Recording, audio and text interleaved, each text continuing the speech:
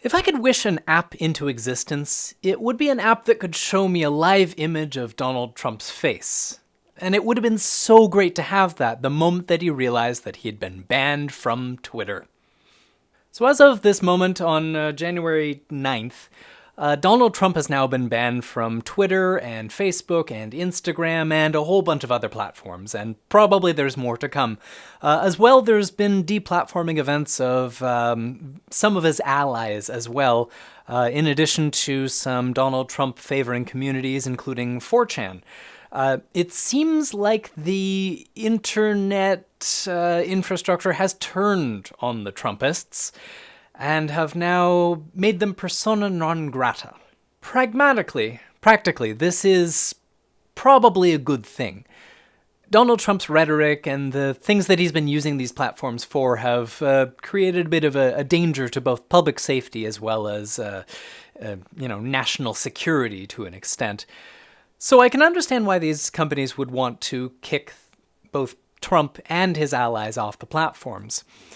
On the other hand, though, this is a precedent-setting event. This is something that is going to have consequences and implications for many years to come, and in contexts that go far beyond just Donald Trump and his ilk. For one, I'm actually a little concerned about, well, me. I'm technically an extremist in terms of politics. I'm certainly not a right-wing extremist in the same sense that these folks might be, but my views are somewhat contradictory to the status quo. I represent an ideological threat to those who would continue to perpetuate the neoliberal capitalist system. I speak out quite vociferously about things that are contrary to the popular imagination. We might celebrate that these folks have been kicked off the platforms that they use to spread their message today, but what if a few months or years from now I'm kicked off of YouTube for saying something seditious about the capitalist government of the United States or of Canada? Now, there's an argument to be made here about free speech and free expression. Both free expression and free speech are enshrined in the Constitution of the United States of America, as well as, to a certain degree, the Charter of Rights and Freedoms in Canada. Now, of course, there's a limit in the Canadian Charter to that right to free expression, where that free expression might cause danger to the public good. So there's a difference between having the right to free expression in just expressing one's beliefs and yelling fire in a crowded theater. Yelling fire in a crowded theater would be legitimately dangerous to the people that are in that theater because it could cause a panic. It could cause a certain conflagration that is, almost like a fire itself. Similarly to hate speech and to speech that would incite violence, this is indeed dangerous to the public order. So these freedoms are curtailed to a certain degree. Same as can be said about what Donald Trump and the people that support him have been doing recently. They've been literally inciting insurrection against the government of the United States. That could, though, be said about the things that I'm saying. I'm not calling for an armed uprising, by far not. If anything, I want to maintain the stability of society in its advancement and its transition to a more egalitarian world. But on the other hand, my threat to that status quo is indeed a threat to the status quo supporters, the people that want things to stay exactly the way that they are. On the other hand, though, these are private entities. Twitter, Facebook, and all the rest, they're owned by private money. They're not democratic institutions at all. They don't have to really answer to any government of any kind.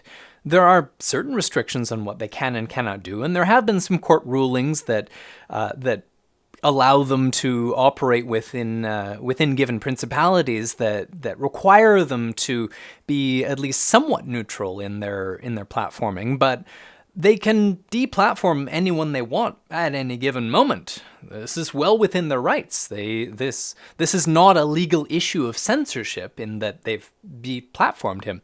He's not being censored. He still can say and do whatever the hell he wants to. But he doesn't have right to use Twitter or Facebook or YouTube or any other platform. This then opens up a bigger discussion. Is it right that our public sphere, that our de facto public square, the way that we communicate, the way that we broadcast messages, is it right that it's owned by a private company without democratic control, without any say of its users in its operation? Sure, we've got some say in terms of our willingness to use the platform, and we could exert some pressure economically, but we don't have direct access to this. We don't have any way of getting through to, say, Mark Zuckerberg to be able to convince him to operate the platform in any given way. And of course, this platform was going to follow exactly his political biases. The people that own these companies, they do allow a certain amount of discourse and a certain acceptable range of discourse, but once it falls beyond that realm, they do tend to clamp down on it, both on the left and on the right. This is a problem of the mass media of the modern age as well. From the so-called mainstream press, very little coverage is paid to, say, the communist uprising in India that's currently underway. Very little positive coverage of any left-wing progress appears in most of the mainstream press. This is a problem.